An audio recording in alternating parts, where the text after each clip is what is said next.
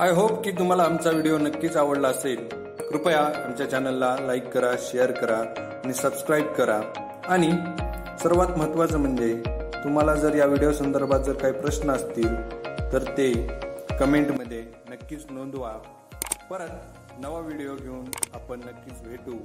तोपर्यंत Tata, bye bye आणि काळजी घ्या। धन्यवाद।